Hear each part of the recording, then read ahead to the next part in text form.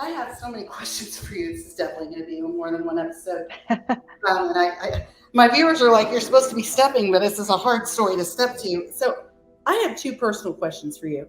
Sure. Number one, you are being surrounded by darkness.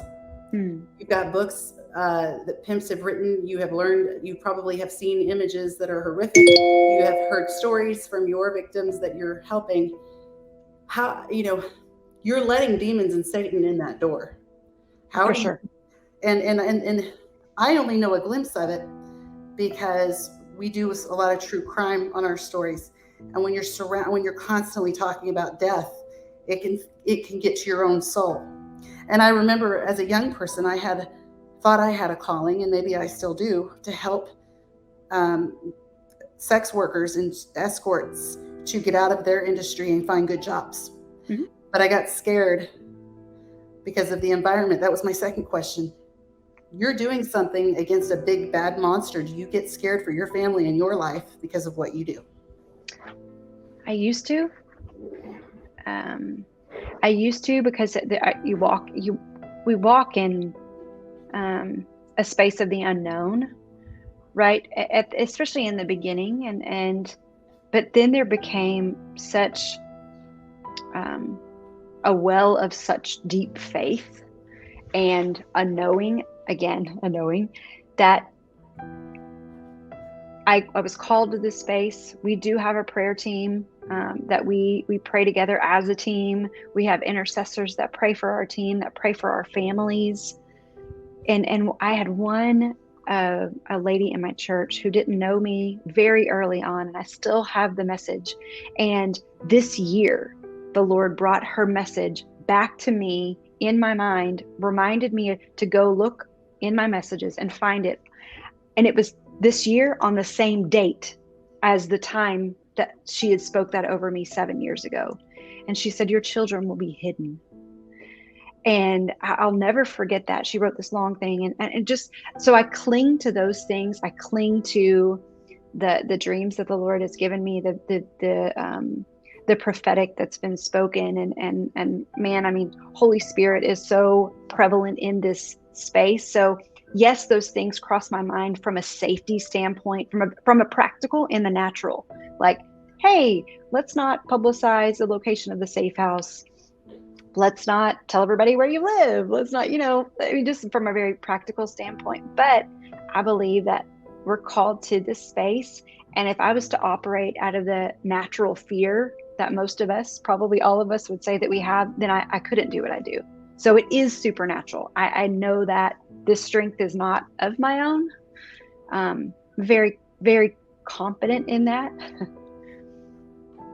Do you ever find rehabilitated men that come and help you?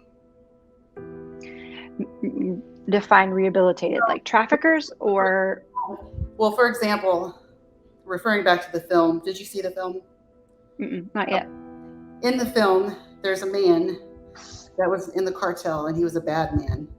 And he had a God moment and decided to change and became an undercover and did it the black way. They call it, like, under the government, and began purchasing children and setting them free. Yeah. Do you have any men or people that have changed and want to help you because they were there and they know how to help you and where to find people, or no? Yes. Mostly are men that are recovering from sexual addiction, from pornography. Usually, I did have one gentleman who was a pimp and who has contributed financially and was a part of that lifestyle. But it's this myth or this idea about finding people and rescuing them is kind of this Hollywood hype, so to speak. Tell us more about that. So are you saying that when I take my daughter to the mall, there's a low % chance that someone's going to grab her, take her, and sell her? For the purposes of human trafficking, yes. For the purposes of kidnapping? We don't know that. Okay. We don't know that. Well, I think a lot of us think, though. I think a lot of us think that human trafficking is your kids jumping on the trampoline. They've groomed them. They found them on the internet, and they come and take them. And it could happen that way. But what's happening in the US, our kids are going willingly because us as community members think, well, no one's going to snatch my child. I'm holding on to my kid next, like while we're at the mall, I'm holding on to them so no one's going to grab them. Yeah, but what about when you're not at the mall and they're in their room with their device? Let's talk about that. So are we talking YouTube, TikTok? What should we not be letting our kids watch, which we're all guilty of? Anything on an internet, on a device that you don't know about, that you're not paying attention to, we can name any app. Not one is at a higher risk than another. It is every single thing that we put in our kids' hands, and we don't know what's happening. We don't know who they're talking to. We don't know what's going on the headphones because they're in their room by themselves. And we talk about the darkness, right? Isolation, when they're needing to be on the internet so much and so badly. What is going on, Mama? What's going on, Dad? That your kid has to be alone, who are they talking to? I want to know what apps you're using. Why are you using them? What are you watching? I want your headphones to be off. I want you in a public place, in the living room. I want to be in community with you because I love you and I want to keep you safe. We're not saying that everybody that reaches out to them wants to traffic them or hurt them. We don't have to have this scare tactic. Very practical, real conversations. I love you. I want to be a part of your life. What's going on? We want to make sure that I want to make sure my kid's not being bullied, but I also want to make sure that my kid's not being the bullier. So how am I going to do that if I'm not involved in this? Alicia, can you play out a hypothetical example? So let's say my son is on TikTok. Let's play a fictional story of what could happen. Well, your son is now advertising for free. This is who I am. This is what I'm into. These are what my days look like. This is where I go to school. These are who my friends are. This is how I like to dress. Anything and everything you want to know about me is now advertised for free to anybody that would want to love them or hurt them. So you just reach out. Hey, Johnny, I saw this thing on TikTok. I did that dance the other day too. I love your outfit. Where'd you get it from? Do you have a girlfriend? And we just start building a relationship. Kids will be kids. They start building these connections. And your son is either going to say, ooh, you're weird. And then the trafficker will find another way in, another thing, something that sure enough is the hook, right? Maybe he wants to be famous. Maybe he wants to go to college and play pro ball. Whatever it is, that trafficker will find what it is. It's in sales, right?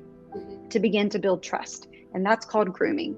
The first is finding out the vulnerabilities, picking out who you're going to go.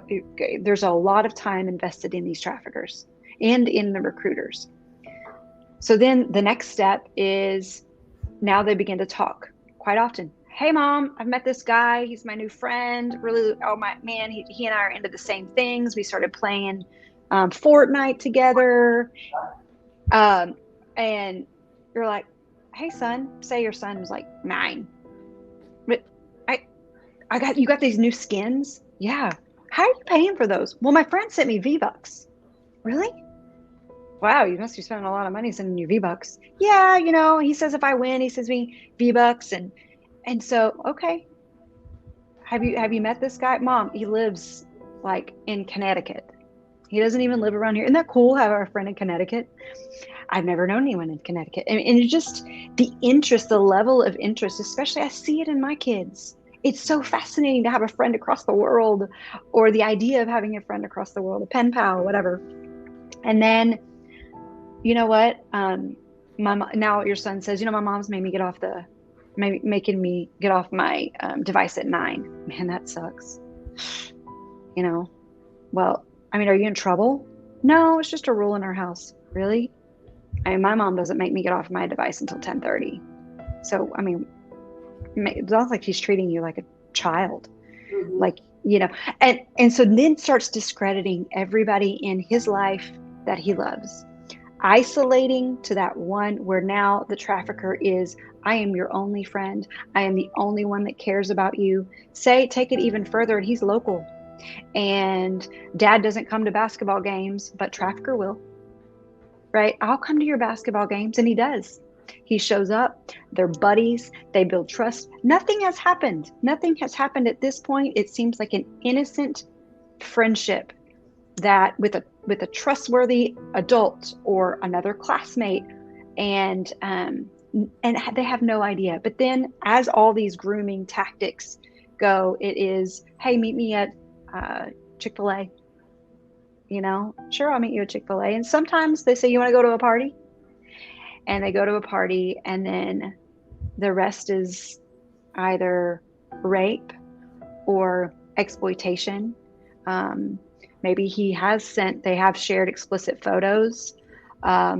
Maybe there's drugs put in the drink, and then there's a gang rape. There's taken to a strip club. There's different ways to kind of desensitize and get them into a position to where they don't want anybody to know what happened. And then it just happens again. And then they come home. Maybe they come home. And you So, have no idea that this is going on. and it can be the all-American straight A student, 100%. athlete. Yep. I was just thinking about times when my kids will say, Mom, can you take me to the square? We have a square in our town. Come on, right now, to the square, right now. We like to play with a bunch of people. I mean, I am very guilty of the device situation. And I'm not sure. Should we just take them away completely? I mean, I'm sitting here. I love that. No, well, Don't my kids are homeschooled, so that's how crazy I am. But so I have what's called Bark on their phone, and I pay monthly, and it's a big pain in my neck. I get a text message every day that my kids are looking at very violent things, which usually, like if they're in their Bible, if they're doing their Bible study for on the internet, they're looking at very violent whatever, and I'll pull it up, and it's like a scripture about war, Yeah. or history lesson, or but you can set it to be really, really, really detailed, and then less, just depending on their age and what you're wanting. I mean, but if someone says to my daughter, I'm sad, I'll get a mental health message, and I can just read that specific message and decide, do I want to have a conversation with her or not? And it really is just a way to open the door to say, hey, kids, if you see something, here's sexually explicit things. Here are things that are not okay. Here are things that are okay. Because even for little ones, they don't know what's okay, what's not okay. And so explaining those things. But heck, these things make our lives so much more complicated, because now it's one more thing we have to monitor.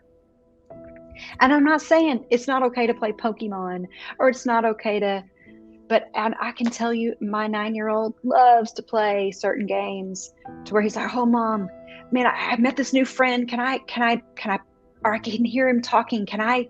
And I'm like, oh my gosh, here we go for the next 30 minutes trying to figure out who this kid is, where they're from. Take off your headphones. Let me hear what's going on. And it's completely disruptive to my life. Right. But it's worth it. And I chose to give him this and give him access to this. So yeah, if you're not going to monitor it, then just take it away. So you're located in the North Texas area. Tell us, there's so many things that I want to ask you, but God tells you to do this. You start building it. What is it now? What does it become?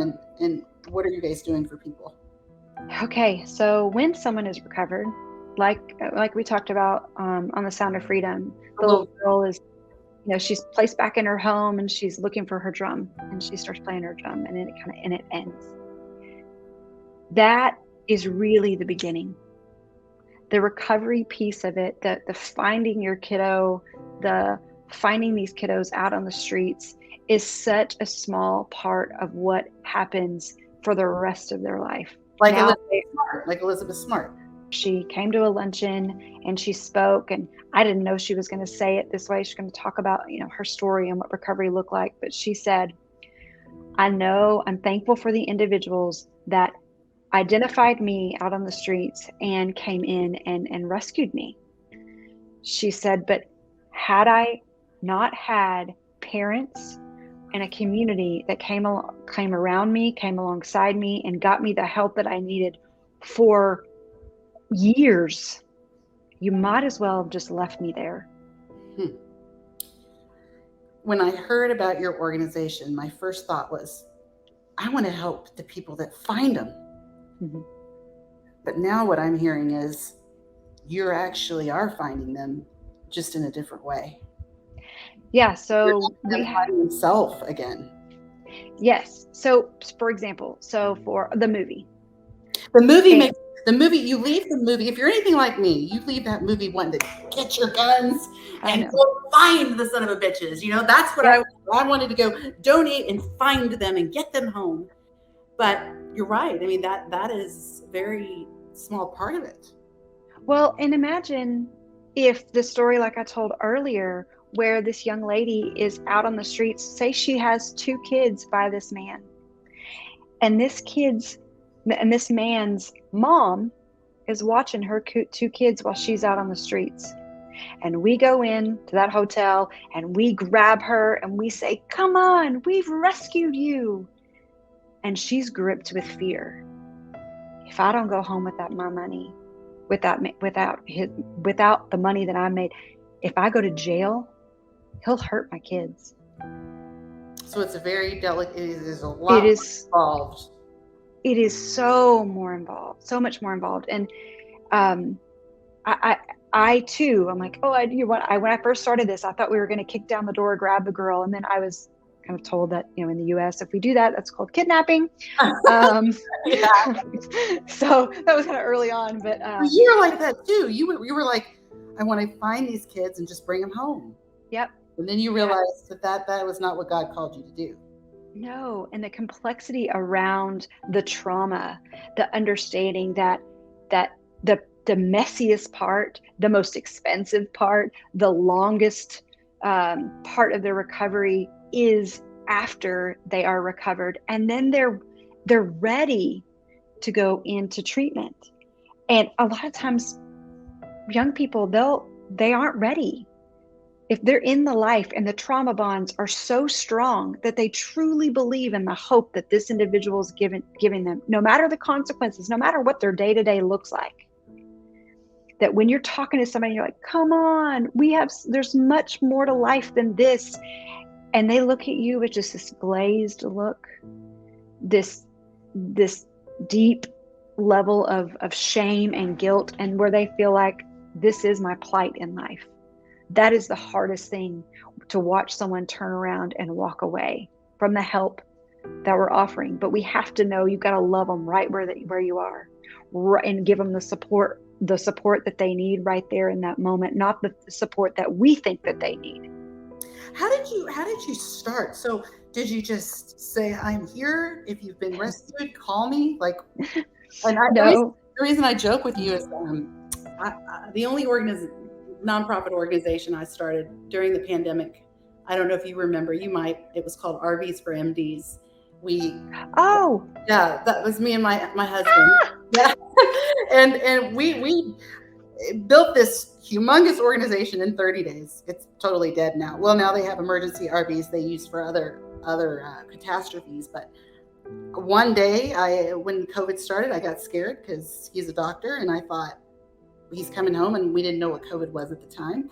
And my mom actually came up with the idea and said, maybe you can find an RV, and he can live in the RV on your property and still be near you, but not get you sick. So then, you might know Holly Haggard in Prosper donated her RV to us. Mm-hmm. And then I said, maybe we can help other people. And we just, on Facebook, and it exploded. And anyway, long story short, it was interesting to see how many people worked for free and how many people, it was interesting to see what people would do for no money for a while to help, especially during COVID. But it was very rewarding, and it wasn't easy because you're running a, it's like you're running a business, but you're not running a business. And for you guys, my question to you is like, that's how we started and that's how it exploded. But yours is actually different. Did you do a post on Facebook to say, hey, we've opened? If you've been found, you can come here. Is No, that no. For 4 years, it was sitting down with law enforcement saying, this is who I am and I want to help. How can I help? What would be helpful to you? So they would say, these are the things that would be helpful. CPS would say, this is what would be helpful. Other organizations that were, say, the first and the front lines. So they were the ones, law enforcement would reach out to them, and they would be the ones that helped with placement, helped with resources. Some didn't need placement, some needed placement. And they would be the first line. And I would say, okay, if I was to build a home, what would it look like? What would it need to, what would it need to have in it? What would be, how many would I need to serve? I spoke with survivors. If you were going to come live with me in my program, or come live at Treasure Vessels, what would you need? What would be inviting for you? And so for 4 years, it was really just studying the population and what the need was. And so by that became word of mouth, right? You're fundraising, you're telling people about what your intent is, but I'm only telling what the need is and what I've been told is the need, rather than going out and saying, I'm going to provide a solution for something that doesn't need a solution. So that was 4 years. So for 4 years, it wasn't an instant dopamine hit. It wasn't an instant gratification. You left your career, which is a dopamine hit, as well as I do. Sales. And sales, that's what I do. And so now you're a stay-at-home mother and you're researching and you're not bringing in any income.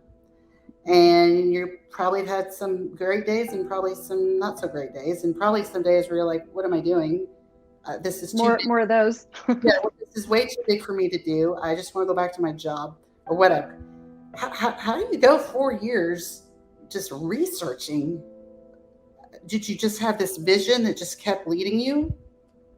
Yeah, it was just that this is what I was created to do. Maybe it's in this season, maybe it's not forever, but this is what I was created to do. And the doors that kept opening, the favor that I was having, here, meet with this person, meet with that person. And it was constant. I mean, my husband would tell you that my 60 or 80-hour job doing medical device was nothing compared to the amount of energy and tenacity that I put forth in Treasure Vessels.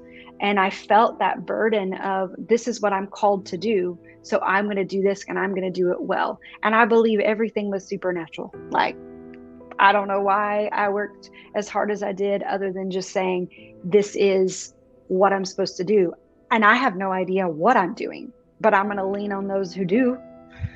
And it is, I don't think I knew how hard it was going to be. And I think if we do know how hard it's going to be, then we say, can you pick something else? Can we do something that's easier and something that people want to talk to me about and they get encouraged by and inspired by? Usually I leave meetings and people are like, I don't now want to eat my lunch. That was awful, Alicia. I feel sick to my stomach now, knowing that this is happening in my own neighborhood, and